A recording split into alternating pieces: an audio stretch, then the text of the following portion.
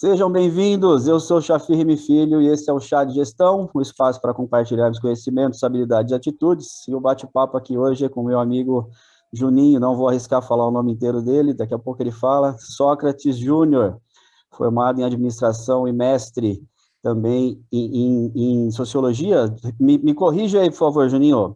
Não, administração também. Administração também, mestrado em É que administração. o foco da pesquisa foi desigualdade. Então tem Desigualdade a ver social. com. Perfeito. O Tem a ver. foco hoje da nossa conversa, desigualdade social e projetos sociais. Então, primeiro eu gostaria que você se apresentasse rapidamente, aí sim falando seu nome completo, para quem tiver curiosidade.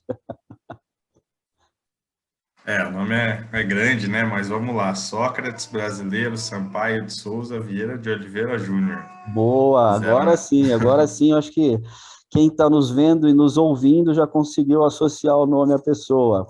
Filho do grande Magrão. Deixa eu te fazer uma pergunta antes. Você torce para o Corinthians? Corinthians. Por que que eu pergunto isso? Porque você tem 5 irmãos, 4 deles eu tenho mais contato, os 4 mais velhos, 2 corintianos e 2 são paulinos, né? Houve uma divisão entre seu pai e seu tio ali na hora de escolher o time, é isso? Na verdade, dos mais velhos, são 3 São Paulinos e só o Duzão de corintiano, né? O Digão não é corintiano, não? O Digo é São Paulino também, Olha, acredito. jurava que o Digo era corintiano. Não, é São Paulino. Só sobrou eu e o Duzão de resistência e o Fidel que tá começando agora. Às vezes a gente consegue empatar esse jogo aí. Tá difícil a briga? Então. Não, mas legal. Deixa eu te fazer uma outra pergunta, até mesmo antes da gente entrar no assunto oficial, né, no assunto principal aqui do nosso bate-papo. Né, como a gente está brincando aqui, você é filho do Sócrates, mas também a sua mãe era atleta, jogadora de tênis e tal. Você já teve essa, no início, tá, lá atrás, adolescência, essa vocação, essa vontade de seguir também a carreira esportiva ou não? Nunca foi a sua prioridade ali? Sim, na verdade, assim, o tênis foi meu esporte principal durante toda a adolescência, até 16 anos. Eu treinava tênis, assim, a nível profissional, visando ser profissional, né? E então, assim, sempre tentei, e o esporte é meu vício também, Sim, assim, sim, tá no DNA, né? Você tá, não tá precisa no falar muita DNA, tá coisa. no DNA, exatamente. Então, o tênis eu levei até 16 anos, depois parei de jogar tênis para tentar jogar bola durante um ano e tal, mas futebol sempre foi secundário na minha vida mesmo. Mas sim, trouxe o esporte com esse caráter de competição e sempre treinei em alta intensidade assim para buscar resultados e tal. Então tenho também esse lado esportista. Não, legal. Em relação ao DNA, né, isso aí não precisa falar Uhum. muita coisa. Agora, você falou, né, do esporte na adolescência que você visava, né, o alto rendimento, etc. Ali você já percebia, aí é uma pergunta, tá? Ali você já percebia que o esporte, sim, poderia ser, poderia não, na verdade, um fator de equilíbrio, um fator de ajuda em relação à desigualdade, um fator que a gente conseguiria levar mais crianças, mais adolescentes a fazer não só o esporte, mas através do esporte, ter um outro caminho em relação à educação. Naquela época você já tinha essa consciência ou isso veio depois da faculdade, do mestrado? Como que foi? Agora sim, entrando mais um pouquinho no foco do nosso assunto principal aqui. Boa. Não, na verdade, assim, acho que o foco lá no início, quando você é criança e adolescente, é a brincadeira, né? E acho que tem que ser assim mesmo, até determinada idade. Isso é uma abordagem que a gente traz dos nossos projetos e na nossa visão do que é o esporte, né? O esporte tem que ser uma brincadeira, até 11, 12 anos, 13, enfim.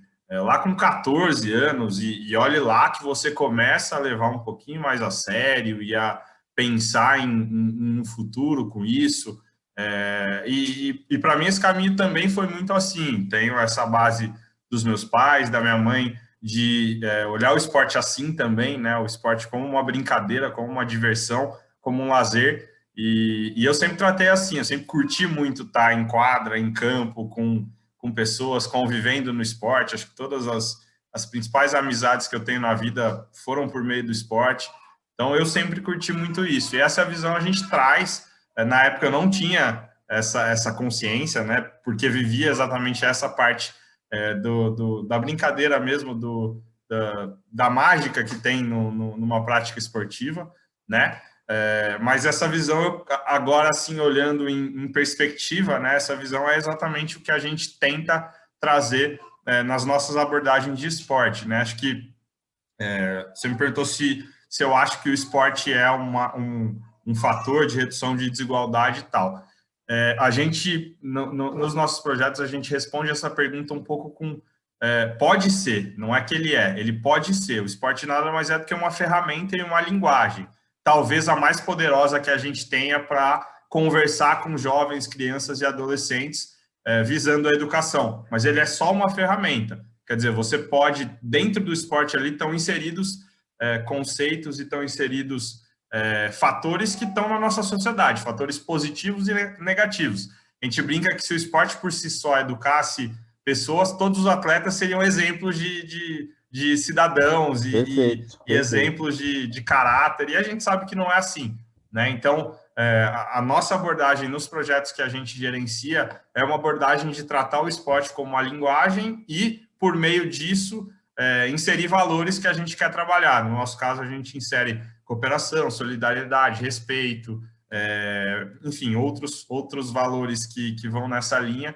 Então, assim, em resumo, acho que respondendo ao seu questionamento principal, eu não tinha essa visão, mas hoje a minha visão de esporte é muito essa, assim, que o esporte é talvez a principal linguagem que a gente tem de acesso à educação para crianças e adolescentes, mas obviamente ele precisa ser trabalhado com esse foco, não botar uma bola ali e 10 e 5 para cada lado e achar que dali vai sair uma mágica, não é assim. Não, perfeito, perfeito. Você falou isso, já me veio exatamente essa sua última frase, né? A intenção aqui do chá de gestão não é a gente trazer assuntos, não é a gente ter qualquer tipo de viés, qualquer coisa relacionada à política, seja ela para qual lado for, tá? Não é isso. Mas o que eu percebo, né, e acho que você também, nessa sua última frase, você já resumiu. A impressão que dá é que simplesmente construir uma quadra, construir um espaço público que seja poliesportivo, o que quer que seja, isso é muito fácil, né? Assim como muitas vezes construir um hospital, construir uma escola, a parte da estrutura física, ela é a parte mais fácil. É só você colocar dinheiro ali que o negócio sai, né? Fazer a construção é muito fácil. O difícil é você ter essa gestão para colocar pessoas ali que vão fazer com que aquele hospital, com que aquela escola, com que aquela quadra poliesportiva ou aquele projeto esportivo ele se perpetue. Não adianta nada você simplesmente jogar uma bola, colocar 5 moleques para cada lado, igual você falou, né?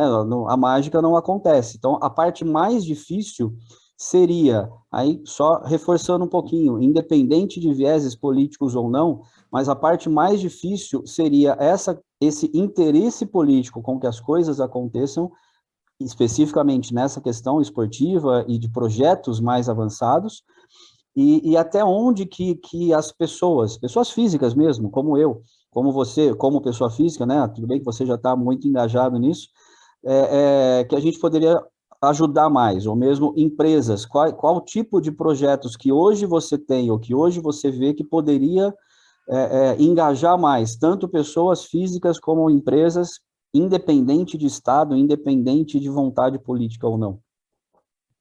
A gente hoje trabalha, acho que a sua introdução é perfeita, acho que é exatamente isso, assim, o aspecto objetivo do esporte, ele é o mais simples, né, você colocar ali, dar acesso ao esporte, ele é, de fato, importante, claro, né, você acessar o esporte, mas por si só ele não transforma uma sociedade, é você usar essa ferramenta mesmo, com gestão, com conhecimento, com capacidade intelectual das pessoas que estão em volta disso para potencializar essa ferramenta. Então, acho que concordo 100% com essa sua introdução e a gente pode transbordar isso para outras áreas, com certeza, como você fez.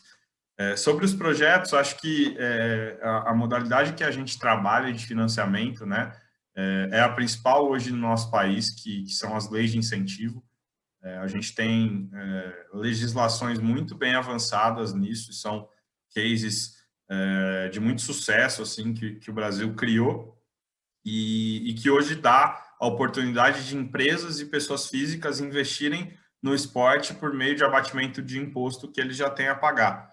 Então, a principal modalidade para isso é o imposto de renda, né? Então, hoje, as pessoas físicas conseguem investir até 6% do seu imposto de renda em projetos esportivos, educacionais, sociais ou até de alto rendimento. Então, essa é uma possibilidade muito legal. Claro, tem as possibilidades de se voluntariar, de, enfim, estar próximo de projetos, etc. Mas se quiser contribuir financeiramente, também é uma possibilidade muito legal, porque acaba usando já um recurso que o Estado abre mão para que entidades gerenciem esse recurso diretamente, né? E os resultados, de novo, disso são muito legais, né? A gente tem levantamentos, estatísticas que mostram que esse dinheiro, de fato, é muito mais bem utilizado quando aplicado diretamente em entidades, obviamente com toda a fiscalização, acompanhamento do governo para isso, mas essa é uma possibilidade. E as empresas, a mesma coisa, as empresas têm mais de uma possibilidade, tanto o imposto de renda como o ICMS de empresas podem ser destinadas a esse fim de projetos esportivos. Então, assim, as possibilidades financeiras são essas, obviamente, investimento direto ou investimento dos impostos que as empresas pagam e toda essa questão de voluntariado, de estar próximo, de incentivar, de patrocinar atletas também, que é importante, porque isso gera engajamento em jovens, em crianças. Então, acho que é dessa forma que a gente pode se engajar aí e gerar esse ciclo virtuoso do esporte que é tão poderoso. Não, legal. Você falou em relação tanto à pessoa física como às empresas também, né? Já ter ali o abatimento do que pagaria de imposto, né? Um percentual disso vai diretamente para a administração das entidades, voltado para práticas esportivas, enfim, projetos nesse nível. Você que está já nesse meio, daqui a pouco você pode até falar um pouco mais como que as empresas podem te procurar, como que as pessoas podem procurar para fazer um projeto nesse sentido, ou como utilizar desses recursos que já existem, mas você que está nesse meio, você vê algum tipo de resistência, até das pessoas, ou mesmo das empresas, será que esse meu dinheiro vai realmente ser utilizado para isso? Será que tem alguma fiscalização real para que a gente possa ter ali a garantia de que a grana que eu vou estar, tudo bem, ao invés de eu pagar para o governo, eu vou estar colocando num projeto social, perfeito. Só que a impressão que eu tenho, tá, mas me corrija aí, por favor, a impressão que eu tenho é que a gente poderia ter muito mais, porque se eu vou ter que pagar de alguma maneira, eu vou ter que pagar ou para o governo ou para uma entidade que está fazendo um trabalho desse nível. Eu preferiria muito mais, eu acredito que a maioria das pessoas pensa do mesmo jeito, preferiria muito mais pagar para esse tipo de projeto. Porém, às vezes, pode ter algum tipo de resistência justamente pelo fato de não ter a garantia de que isso essa contrapartida ela vai vir.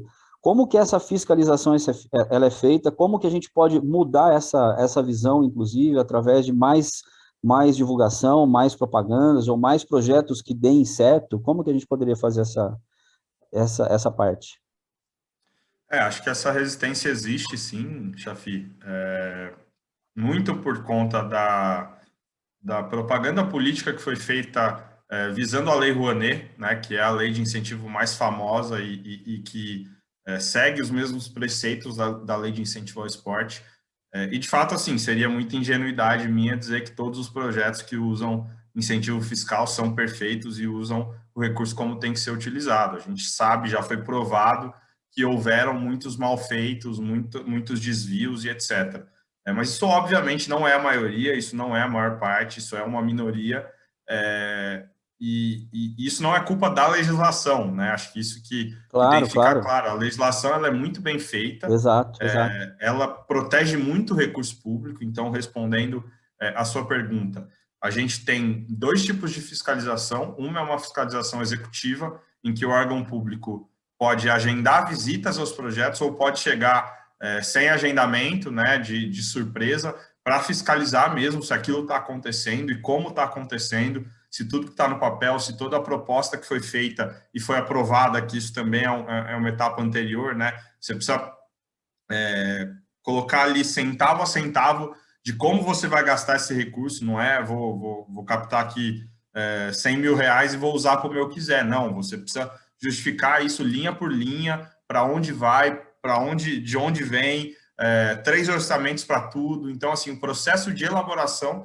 ele já é um processo bastante rígido nesse sentido, e a fiscalização é em cima disso. Então, você precisa comprovar metas, objetivos, tem a fiscalização em loco que os órgãos públicos fazem, e tem a fiscalização também de prestação de contas, né? Então, você precisa ter uma contabilidade assinando aquela prestação de contas, e o órgão público vai julgar aquilo com extrema rigidez, extrema seriedade, realmente. Assim, a prestação de contas ela é muito, muito, muito rígida e muito, muito, muito séria, pelo menos no nosso caso, né? A gente, obviamente, não tem nenhum tipo de relação escusa e Claro, tal. claro.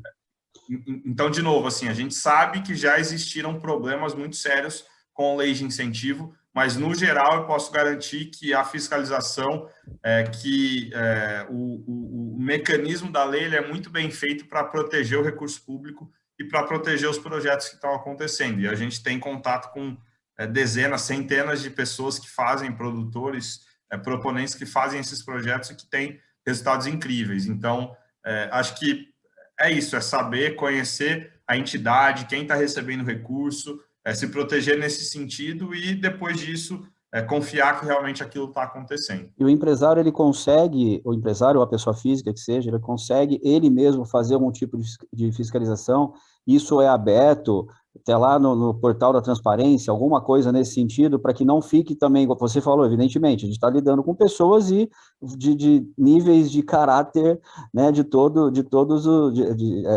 duvidosos ou não, tá? Felizmente, a grande maioria são de caráter que realmente vai fazer o negócio acontecer, sem dúvida alguma. Porém, a gente sabe que, eventualmente, pode ter algum probleminha ou outro ali no meio do caminho, não vamos entrar nesse mérito agora. Mas para que haja essa maior confiança, tá? Porque talvez aqui seja um principal ponto, até mesmo para conseguir um engajamento maior e uma quantidade, né, um volume de adesão, um volume de adesões maiores ainda, né? Justamente pelo fato de deixar mais transparente, pelo fato de deixar mais divulgado, tá? Então, talvez esse seja mas é um chute meu, tá? Uma impressão minha. Talvez esse seja um ponto a ser melhor trabalhado, né? Até mesmo pelo próprio governo, e eu não sei até onde que vão, se tem algum limite de interesse, ó, podemos ir até aqui, a gente pode disponibilizar até X bilhões ou X milhões, enfim. Então, existe também esse controle. Agora, o empresário, ele consegue, só retomando a pergunta, que eu acabei dando uma volta um pouco maior, mas o empresário, ele consegue ter ele mesmo esse acesso a essa transparência, ou fica a cargo simplesmente da fiscalização oficial? Com certeza, acho que ele consegue primeiro exigir diretamente do patrocinado, né, esse tipo de contrapartida. Ele pode exigir basicamente o que ele quiser, né, que se envie documentos. Nós temos parceiros que exigiam que a gente, no começo principalmente, né, quando não conheciam, exigiam que a gente enviasse os documentos fiscais do projeto. Não é uma prática comum, né, porque, enfim, é um super trabalho e tal. Mas isso é possível. Isso, se o parceiro quiser e tiver desconfiança, ele pode exigir. Nós temos parceiros até hoje que visitam os projetos sem agendamento e nada para verificarem se aquilo está acontecendo, como está acontecendo. O mesmo papel que o Estado, que o governo faz fiscalização, o parceiro também faz. Mas, mesmo assim, é importante dizer que o patrocinador, a empresa, não tem responsabilidade nenhuma sobre aquele recurso do ponto de vista de um mal feito.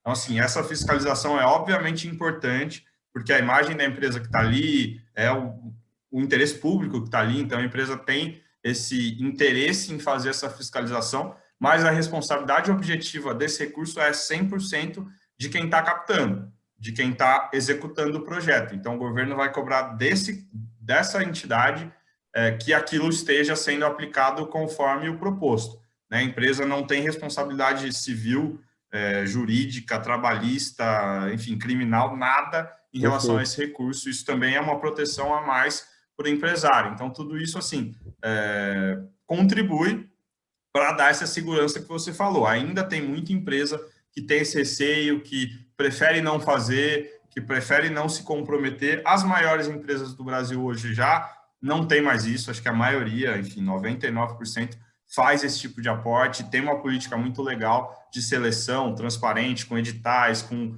comitês para selecionar tudo isso, para acompanhar e tal. Então, as grandes empresas já estão fazendo, mas as médias e pequenas empresas ainda têm esse receio, enfim, falta de confiança em fazer por esses fatores. Então, Era a próxima sim, isso ainda é um pergunta. problema. Era a próxima pergunta que eu ia te fazer, você já deu o gancho, que é se existe limite de tamanho de empresa, para empresas só acima de X, de faturamento, enfim, se tem algum critério, ou qualquer empresa de qualquer tamanho pode ter esse tipo de pode fazer, né, esse tipo de contribuição e ter os benefícios fiscais também, como que funciona essa parte? A gente tem algumas limitações, né? Por exemplo, no âmbito estadual, que a gente tem a Lei Paulista de Incentivo ao Esporte, ela é uma lei, como eu disse, que abate o ICMS. Então, nesse caso, você precisa simplesmente pagar ICMS, todo mundo que paga ICMS consegue destinar até 3% para projetos esportivos e mais 3% para projetos culturais. A condição é essa, pagar ICMS, não ser devedor, não ter crédito, nada disso. Tá? No caso do federal, que é imposto de renda, tem um pouquinho mais de complexidade. A empresa precisa ser tributada pelo lucro real. Hoje, já há movimentos, já há legislações correndo na Câmara e no Senado para mudar isso para empresas também do lucro presumido poderem investir. Mas hoje, no momento em que a gente está conversando, só empresas do lucro real. E aí, obviamente, isso não é uma limitação de tamanho, mas a probabilidade, a tendência é que empresas maiores que optem pelo lucro real. Então, geralmente, empresas médias e pequenas acabam sendo tributadas ou pelo simples ou pelo lucro presumido, e aí elas não conseguem aportar imposto de renda. Tá? Mas tem só essas limitações técnicas, né, que determinadas empresas podem fazer, não em relação a tamanho e aporte, mas em relação ao modelo tributário, à opção Não, tributária. perfeito, perfeito. Você falou em relação, a gente estava falando em relação ao tamanho de empresa e etc. E aí, em um determinado momento, você falou 3% para projetos esportivos e 3% para projetos culturais, certo? Me corrija, que você que é o mestre na área, tá? De desigualdade. A impressão que eu tenho, essa impressão não é de hoje, evidentemente, é que qualquer projeto social ou qualquer projeto desse nível, tá? A gente está falando níveis estaduais e níveis federais, eles deveriam andar junto, tá? Com a educação de base. Por que que eu digo isso? Todos os projetos são importantes, sem dúvida alguma, né? Porém, muitos deles, eles tratam apenas o efeito, né? Não atacam a causa, eles tratam o efeito, que também é super positivo. Porém, deveria ter algo também em contrapartida, atacando a causa. Teve um outro chat de gestão que eu gravei aqui com a Aline Souza, e em um determinado momento chegou, mas assim, foi rápido até essa abordagem, a gente estava falando sobre cotas sociais para faculdades. Eu falei que eu acho que isso é muito válido, desde que, além da cota, que é lá na faculdade, lá na quase a última instância da educação, digamos assim, na lógica a gente não pode parar de estudar, só que se não tiver um investimento na base, a gente sempre vai ficar com esse paliativo só dando cota para quem está entrando na faculdade e a base não tem uma preparação. Aí a minha visão, como é um projeto que demora no mínimo 15 anos, que a gente está falando de um ciclo educacional inteiro, que é no mínimo 15 anos, talvez não haja o devido interesse, tá? Mas isso a gente estava falando em relação a cotas. Voltando aqui para projetos sociais, você estava falando, né, como a gente falou agora, projetos esportivos e projetos culturais. Há algum tipo de incentivo específico para a área de educação ou não? É proibido por alguma lei, porque a gente já tem lá o MEC, alguma coisa nesse sentido que não possa ter uma interferência? Não é uma questão de ser proibido, né? É a questão de não existir uma legislação com esses termos para a educação. Então, você tem hoje para o esporte, para a cultura, para a criança, adolescente, idoso, pessoa com deficiência e câncer. Essas são as leis de incentivo que existem, que você pode destinar parte do seu imposto. Não existe uma lei de incentivo à educação. Não sei bem por quê, acho que tem tudo a ver. Então, a forma como você consegue trabalhar a educação é indiretamente, usando o esporte, usando a cultura, fazendo um projeto educacional para criança e adolescente, para idoso. Dessa forma você pode, mas uma lei de incentivo à educação não existe. E aí, assim, comentando um pouco da sua introdução, né? Acho que trazendo a minha visão sobre isso, acho que é um pouco daquele velho dilema da frase que a gente ouve, que é o dar o peixe ou ensinar a pescar, né? Que, na minha opinião, não é um dilema. Na verdade, é uma resposta muito simples. Você tem que fazer as duas coisas. Exatamente isso. Uma pessoa que passa fome não vai ter condição de fazer mais nada na vida, né? Acho que eu nunca passei fome, espero que você nunca tenha Também não. passado, mas os relatos que a gente ouve é que uma pessoa que passa fome não tem condição nenhuma de pensar em Uhum. estudar, em progredir e etc. Então você tem que atacar as duas pontas, né? O curto prazo, que é atender as necessidades básicas das pessoas, e Uhum. obviamente olhar para o longo prazo, concordando com você de não que a pessoa não se perdure nessa situação de ter que receber coisas que, obviamente, tenha um plano de emancipação, de, enfim, formação, de educação, etc. Mas a minha visão é que, obviamente, você não pode atacar um dos dois lados só. São os dois lados em conjunto que tem essa potência de realmente transformar a nossa sociedade. Não, perfeito. Você tem esses números, não necessariamente, não precisam ser exatos, precisos, mas você falou em algumas áreas, né? Esportiva, a parte do câncer, enfim. O que que é mais hoje, o que que quais são os projetos hoje que conseguem captar um volume maior de recursos, ou talvez até proporcionalmente, o que que é mais significativo, se você tiver esse número, é claro. Nós temos uma distribuição percentual que é desigual, né, para essas diferentes áreas. Então, a cultura hoje leva 4%, até 4% do imposto de renda, o esporte e todos os outros 1%, né, esporte, idoso, criança, adolescente e tal. Então, a Lei Rouanet ainda, a Lei de Incentivo à Cultura, agora não chama mais Lei Rouanet, né, mudaram o nome, é a que, de fato, tem o maior potencial de captação. Dentro do esporte, desse 1% para o esporte, a gente, historicamente, sempre teve projetos de alto rendimento como sendo os principais captadores. Isso vem mudando aos pouquinhos com direcionamento, com uma mudança de foco das empresas também. Então, hoje, o esporte educacional está quase paritário aos projetos de alto rendimento. Então, assim, tem esses diferentes perfis, né, de captação, mas na área do esporte a gente tem visto crescer bastante a questão do educacional. Isso, enfim, por ser a minha área de atuação, etc., isso eu enxergo como muito positivo, porque o esporte de alto rendimento ele ainda consegue outras fontes de recursos, né? Patrocínio direto, enfim, tem bolsas, Bolsa Atleta, etc., premiações e tudo mais. Não estou dizendo que não precisa ser apoiado, mas você ainda tem outras fontes de recurso que o esporte educacional não tem basicamente nenhuma. É essa e Porque precisa ser essa o para a retorno gente. para o investidor, ele é um retorno mais visível, né? Ele não é apenas o retorno da satisfação de você estar ajudando alguém, ou mesmo um retorno mais a longo prazo.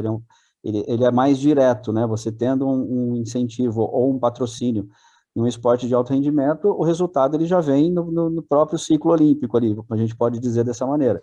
Outros projetos já não, já demora um pouquinho mais para você conseguir ter esse retorno visual, esse retorno de mídia, de marketing, enfim, todo e qualquer tipo de retorno que a empresa possa ter nesse interesse.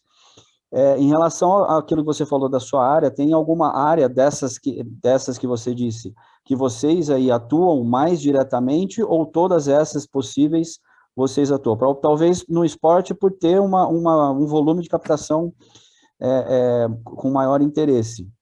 Seria isso? Não, na verdade, assim, a gente tem captado bastante bem para a cultura também, a gente tem, porque, Legal. de novo, nosso foco é educação e é transformação social. Então, a gente trata todas essas modalidades, entre aspas, cultura, esporte e as ramificações dentro disso, né, as modalidades culturais e as modalidades esportivas como meio. Então, basicamente, a gente pode usar qualquer coisa com uma metodologia adequada, com uma pedagogia adequada para fazer transformação social. Então, é isso que a gente faz, né? E a gente acaba customizando, criando produtos legais para as empresas dentro desse contexto. Então, hoje a gente capta de tudo. A gente faz projetos de cultura, de esporte, para pessoas com deficiência, para idoso, para criança e adolescente. Então, a gente tem todas essas vertentes, assim, a gente não faz para câncer por ser algo muito específico, nós não fazemos, nós não executamos, mas a gente tem parceria com hospitais de câncer, enfim, que executam esse tipo de projeto. Então, assim, hoje a gente faz de tudo mesmo e o fim é sempre o mesmo, né? É transformação social, é redução de desigualdade, é desenvolvimento pessoal. Então, usar as ferramentas que a gente tem para atingir esse objetivo. Não, legal, legal. Bom, Juninho, falando especificamente agora em um projeto, tá? Especificamente, falando em um projeto específico, a Fundação Gol de Letra, do Raí, do teu tio, ele já tem alguns anos, tá? E pelo que eu tenho acompanhado, pelo que eu já vi, é um negócio que funcionou. Outros atletas, outros jogadores de futebol também têm outros projetos sociais parecidos ou similares, enfim. Eu vejo que nesses casos específicos, a visibilidade, a importância, o peso que tem o Raí criando uma fundação com esse objetivo, ele é muito grande. Então, quer dizer, a própria imagem dele e tudo que ele construiu ao longo da carreira, sem dúvida alguma, contribui muito para que haja uma confiabilidade, uma confiança das empresas para fazer os investimentos. Então, isso, sem dúvida alguma, é um ponto fora da curva ali de outros projetos, digamos, tradicionais, tá? O que a gente poderia ter, talvez você inserido nesse meio já, para fomentar mais com que outros atletas façam, independente se é de futebol ou não, outros atletas façam esse mesmo tipo, não necessariamente criar uma fundação eles mesmos, mas usar a imagem, tá? Se há como a gente fazer alguma coisa, se tem como qualquer tipo de estímulo, tá? Para que isso seja feito, não pela figura do atleta, para a divulgação da figura do atleta, mas sim, mas especificamente para a divulgação de projetos como esse do Gol de Letra do Raí, por exemplo. Acho que sim, acho que nós temos bastante potencial para melhorar esse engajamento dos atletas, né? Acho que isso passa um pouco por um assunto que a gente já discutiu bastante aqui, que é a educação. Geralmente, não é uma regra, mas é uma tendência e uma estatística, a maior parte dos atletas vem de condições adversas, de situação social, e a gente sabe a realidade da educação para pessoas que têm pouca grana no nosso país. Então, via de regra, esses atletas não são preparados historicamente, do ponto de vista educacional, para lidarem com todo esse poder que eles passam a ter, né? Um poder financeiro, um poder social e um poder de engajamento, de voz, né? Que para mim é o principal. Os atletas são exemplos, talvez os principais. Atletas e artistas são as referências principais que a gente tem, né? Enquanto criança, adolescente, os ídolos. Então, assim, é muita responsabilidade para esses caras lidar com isso. E poucos estão preparados para lidar com tamanha responsabilidade, né? Então, acho que passa muito por uma questão de formação desses caras. Acho que a gente não vai, enquanto o esporte, resolver o problema de educação de base no país, mas acho que o esporte por si só consegue amenizar esse tipo de problema, com, enfim, iniciativas que realmente consigam fazer esses caras enxergarem, além do futebol, enxergarem essa importância que eles têm enquanto agentes de transformação, enquanto porta-vozes, né, de pessoas. Acho que essa é uma questão principal, assim. Acho que a questão é realmente conscientizar esses caras da importância que eles têm e do potencial que eles têm de transformação social, e acho que acaba virando realmente um círculo virtuoso, que esses caras começam a reverberar isso e a tomar atitudes e tal, que hoje, infelizmente, ainda é a minoria. Não, achei Mas muito... acho que não respondi a sua primeira pergunta, que é a importância de uma figura como o Raí estar à frente de um projeto e figuras como atletas. Acho que isso é fundamental, assim, isso facilita em N fatores e cenários, né, a abertura que eles têm com decisores, com grandes empresas, enfim, a credibilidade, como você trouxe, de empresas investirem e saberem que a imagem de um cara tão importante está por trás, e obviamente isso tem muito valor e tem muita coisa em jogo. Então a probabilidade de terem malfeitos enfim, falhas e desvios é muito menor do que pessoas que não são figuras públicas, né? Então, tem uma série de vantagens aí, com certeza, projetos que surgem de grandes ídolos têm uma facilidade muito maior de atingirem grandes impactos. Não, interessante isso que você disse há pouco. Eu realmente nunca tinha parado para pensar em relação à falta de estrutura educacional dos próprios atletas, né? Você usou a expressão, eles não estão preparados para isso, né? Ele não está preparado para aquela quantidade de grana, não está preparado para aquela exposição, não está preparado para o impacto que ele possa causar, né? A influência que ele tem sobre jovens, adolescentes, etc., e acaba não tendo essa consciência, né? Não tem essa preparação. Aí a gente já volta na questão da educação, inclusive, né? Quer dizer, gira, a gente volta na questão da educação básica, que é generalizada, inclusive. A gente tem, você nos ajudou, inclusive, a gente que eu digo, nós aqui da agência de gestão, nós temos o projeto social também, que você nos ajudou a formatar lá no ano passado, lá no início, que é o Instituto Escola da Vida, que a gente tenta fazer algo diferente do que é proposto pelas escolas. A gente complementa, a gente tenta, na melhor maneira possível, complementar uma parte da educação que nós não aprendemos na escola, com educação financeira, com base jurídica, enfim, uma série de atividades, uma série de conteúdos, tá? Que a gente tenta colocar ali e passar isso para frente. Nesse momento, a gente está finalizando o projeto com uma entidade que nós começamos lá no ano passado, aqui em Curitiba mesmo, Lar Hermínia. Muito legal, são 14 ou 15 crianças, se não me engano. Houve ali uma rotatividade, é um lar que abriga crianças que foram, por qualquer motivo, tiradas de casa, enfim, por questões de segurança, de saúde, não vamos entrar em detalhes aqui, tá? Por N motivos.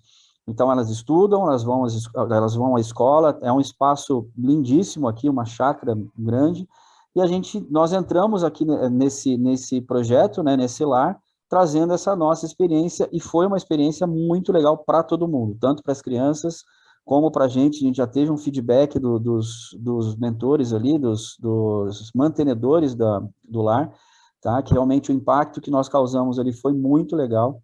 Eu falo um pouquinho sobre isso no chat de gestão que eu gravei com a Camila Lorenz, que é a idealizadora desse projeto, inclusive, ela brilha o olho quando a gente fala nesse projeto, porque ela que idealizou todo o conteúdo, etc. Então, assim, esse retorno ele é muito legal. Só que aí, em contrapartida, paralelo a isso, eu começo a pensar também naquilo que a gente já conversou até agora. A gente está atacando na ponta, a gente está atacando ali um paliativo. No dia que a gente está lá, aos sábados, né, que nós fazemos esse trabalho aos sábados, nos sábados que a gente está lá, a gente vê que as crianças adoram, brilham o olho, todas elas engajadas, todas elas curtindo muito o que a gente está fazendo, e nós também curtindo o que nós estamos fazendo. Porém, a gente vê que isso é um trabalho na ponta, é um trabalho paliativo. A gente não consegue chegar até a base, né? Aí a gente volta na questão da educação.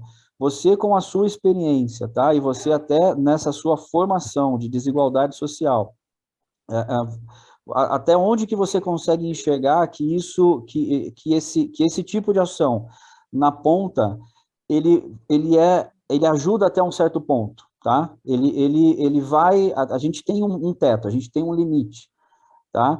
Mas com essa sua formação, com essa sua experiência, esse tipo de ação que nós temos hoje, se ele não tem uma continuidade, ele parece que ele acaba morrendo depois, tá? Eu não sei se essa é uma impressão minha só, ou se isso acontece realmente na prática com outras entidades, com outros institutos, enfim. Exige uma continuidade muito maior, e talvez esse seja o maior desafio? Acho que sim, Chafi. Acho que é um sentimento muito comum em quem é ativista aí de projetos sociais, em quem está à frente. E acho que é uma sensação que acaba... Eu estou me deparando com ela faz 10 anos que eu tô nessa luta, né, Só isso? de engajamento. Tenho 30, então é um terço da minha vida que eu estou à frente de projetos sociais.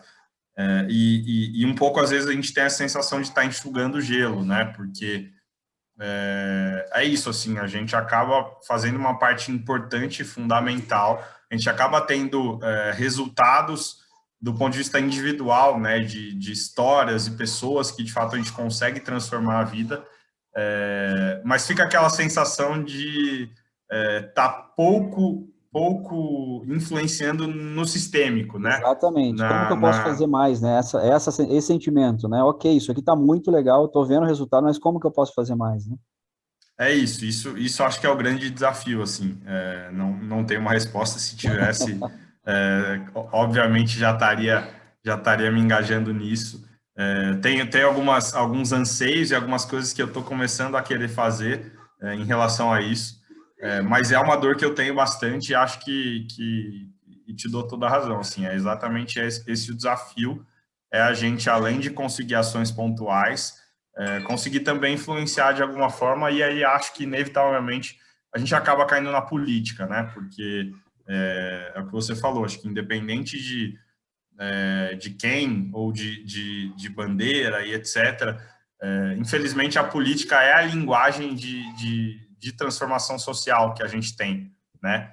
E de fato a gente depende dessa organização para conseguir potencializar essa coordenação de coisas, né? Porque tem muita gente fazendo questões pontuais e iniciativas, etc., mas alguém precisa coordenar isso tudo, e esse alguém pelo menos não me vem à mente nada que não seja um Estado que consiga coordenar isso e potencializar tudo isso, né? Então, as iniciativas privadas individuais são muito importantes, mas elas invariavelmente acabam sendo limitadas, né? E acho que o nosso papel de engajamento político, de exigir que os nossos líderes políticos, enfim, façam as coisas certas e tal, acho que isso a gente tem que continuar fazendo, porque esse é o canhão que vai potencializar esses trabalhos que a gente vem fazendo pontualmente. Porque você falou que você tem 30, né? Eu estou prestes a fazer 48, um pouquinho mais velho que você só. E isso é uma coisa que eu vejo desde sempre, tá? Então, assim, desde sempre, desde a época que teu pai estava lutando lá pelas diretas já, você não era nascido ainda, evidentemente, mas desde sempre, a minha impressão, a minha sensação é, novamente, independente de viés, independente de lado político, né? Sempre foi essa, que a gente esbarra na questão da vontade política, ou falta dela, né? Falta de vontade política, justamente porque o ciclo é muito grande. Então, a gente tem, voltando a falar na base da educação, a gente tem um ciclo mínimo ali de 15 anos, só que um mandato dura 4, talvez 8. Então, para que eu vou iniciar algo agora que eu não vou colher os frutos? Então, eu não vou me mexer para isso. Então, a gente acaba esbarrando, como você bem disse, esbarrando nas limitações que o Estado coloca, mas também a gente não tem uma outra opção para conseguir superar essa barreira. Né? Justamente por isso, porque a gente tem limitações que fogem da nossa capacidade de superar essas limitações. Mas, enfim, não vamos entrar nessa seara, aí sim a gente vai ficar até amanhã aqui conversando.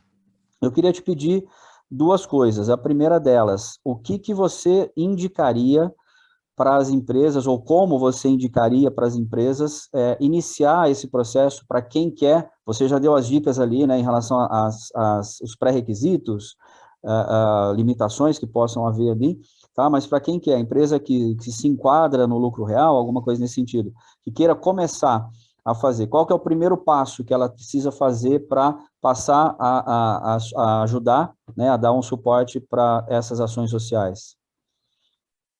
Acho que tem algumas formas de fazer isso, né? E alguns níveis de conhecimento das empresas. Então, assim, acho que uma empresa que nunca fez, eu procuraria uma ajuda especializada, no sentido de uma assessoria mesmo, e aí, obviamente, me coloco à disposição para isso, para realmente entender como fazer, por quais meios, o que pode, o que não pode. Tem várias regras que focam nisso, né? Então, realmente tem que tomar cuidado para fazer da forma correta, se protegendo para, enfim, fazer realmente o que tem que ser feito e conseguir usar aquele recurso. Fazendo isso, e aí tem uma série de materiais que a empresa pode consultar, guias, materiais oficiais, legislação e tal. Acaba sendo muito simples, mas você precisa ter um conhecimento prévio para acessar esses materiais e conseguir fazer a coisa certa. Feito isso, é muito tranquilo, assim, você tem uma série de projetos que podem ser apoiados, tem projetos de todos os tipos e gostos e localidades, então, para as empresas que querem destinar para projetos em suas localidades, isso é possível, atender, enfim, o bairro, a região ou a cidade em que está inserido, isso é possível. Empresa quer apoiar projeto de educação, é possível, educação usando esporte e cultura, né, é possível, projeto de alto rendimento é possível. Então, assim, é um ambiente muito aberto e muito customizável para qualquer coisa que a empresa e como a empresa quiser utilizar isso. E acho que uma coisa muito legal é que a empresa pode explorar o marketing em cima disso, né? Tem praticamente nenhuma restrição disso, de marca, enfim, comunicação. Então, acaba sendo um recurso que é custo zero para a empresa, né? E um investimento que a empresa pode explorar e pode ter retorno indireto em relação a isso. Então, acaba sendo uma coisa muito legal para os empresários mesmo, por isso que as maiores empresas do Brasil estão utilizando, né? Então, acho que o primeiro passo é realmente se informar, se não conseguir por conta própria, procurar alguém que o faça, que mostre esses caminhos, e a partir daí a coisa é muito simples de se fazer. Não, legal. E para as entidades, tá? Para quem quer, existe um pré-cadastro para que, evidentemente, as empresas possam acessar? Existe algum critério de seleção? Como que as entidades ou as pessoas que querem obter, captar esses recursos, o que elas devem fazer para iniciar esse processo? A resposta é muito parecida, né? Porque O caminho é o mesmo. É uma legislação muito específica, então, assim, até acho que não precisaria ser tão específica, tão morosa, tão técnica, mas a realidade é essa. Então, assim, acaba sendo um pouco difícil para a entidade entender, entidades menores, né, enfim, que não têm esse conhecimento, entenderem tudo isso do zero, mas o caminho é o mesmo, se informar, buscar a legislação, ler, buscar entender como funciona e tal, e se achar que de fato não vai conseguir fazer isso sozinho, tem uma série de pessoas que se especializam nisso e que sabem fazer esse trabalho, então também é um caminho procurar ajuda e conseguir potencializar essa especialidade para fazer isso acontecer, né? Mas acho que não tem muito segredo, além de buscar informação, buscar entender, tem a possibilidade, é um potencial muito legal de captação de recursos, de execução de projetos, então, assim, que de fato as entidades possam buscar essa possibilidade e usar essa ferramenta tão poderosa que a nossa legislação permite, né? Mas não tem outro caminho. Acho que é muito parecido com as empresas patrocinadoras, o caminho de buscar o conhecimento e, a partir daí, fazer da forma certa. Não, perfeito. Para quem quiser contratar o Juninho, seu escritório, para fazer isso, como que a gente te acha? Quais são os caminhos mais fáceis para te achar? Chafizão, a empresa chama Goal Projetos, né? Goal de objetivo, a gente seria Go, mas meu sócio fala que se a gente falasse Go Projetos, ninguém colocaria um A aí no meio, então a gente aportuguesou a palavra. A pronúncia tem que ser Goal para todo mundo entender, perfeito. Exato, para entender. Então, assim, estamos em site, redes sociais e tudo mais. Meu contato também, enfim, tá disponível. Então, assim, nos achar é a coisa mais fácil. A gente está aí na internet. Tem outras empresas também que fazem nas localidades que a pessoa quiser. Então, assim, é bem tranquilo de fazer. Obviamente, não é também a bala de prata que vai resolver todos os problemas de entidades que querem captar. Tem uma série de desafios, uma série de passos que precisam ser dados, né? Então, também não vamos vender aqui ilusão de que vai captar do dia para a noite, as entidades vão captar milhões de reais, senão, se fosse assim, todo mundo faria e infelizmente não é, né? Mas, com certeza, com trabalho, enfim, com passo a passo, fazendo da coisa certa, a possibilidade disso acontecer é muito maior. Então, enfim, quem quiser entrar em contato e tivesse interesse, eu estou 100% à disposição e a nossa equipe também. Não, eu sou suspeito para falar, até pelo tempo que a gente já se conhece, também como eu falei no início do Instituto Escola da Vida, você inclusive que falou, olha, vai pelo caminho do Instituto, não faça uma fundação por causa disso, enfim, uma série de detalhezinhos ali, realmente foi algo fundamental, a gente conseguiu realmente formatar isso lá no ano passado, saiu do papel, como eu falei, a gente já está finalizando nosso primeiro projeto na prática, está sendo finalizado agora, depois de meses acompanhando as crianças lá no Lar Hermínia, aqui em Curitiba, então foi muito legal. Então, fazendo o meu lado agora, para quem quiser conhecer um pouco mais do Instituto Escola da Vida, também redes sociais, site do Instituto Escola da Vida, é só acessar lá, procurar conhecer, a gente vai ter o maior prazer em ajudar outros lares do mesmo jeito que a gente fez agora. Juninho, eu queria te agradecer demais por ter participado aqui do Chá de Gestão, a intenção era justamente essa, compartilhar o conhecimento de várias áreas, e essa é uma área extremamente importante. Espero que você tenha gostado, curtido do nosso bate-papo aqui. Venha outras vezes também, se tiver algum último recado, fique à vontade que o espaço é teu agora. Não, foi sensacional, Chafi. Acho que é um papo bem profundo e tratamos de temas super importantes também. Foi um prazer e sempre que for convocado aqui, com certeza estarei. Foi realmente um prazer, adorei essa horinha de papo e estou à disposição para mais quando você quiser. Não, legal, legal. Muito obrigado por ter participado aqui. Lembrando que os conteúdos do Chá de Gestão ficam disponíveis através das redes sociais e do site da Agência de Gestão, e também disponível no YouTube e pelos canais de podcast. Um grande abraço a todos, até a próxima. Tchau, tchau.